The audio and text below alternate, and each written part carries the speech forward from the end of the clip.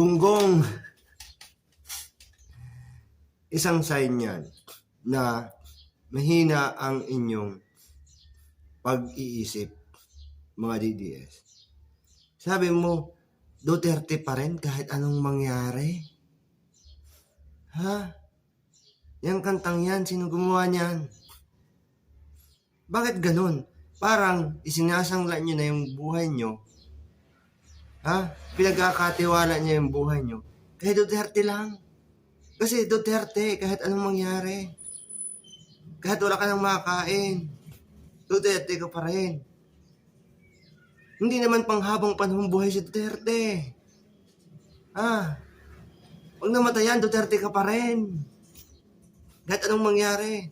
Dapat dyan. Jesus Christ pa rin.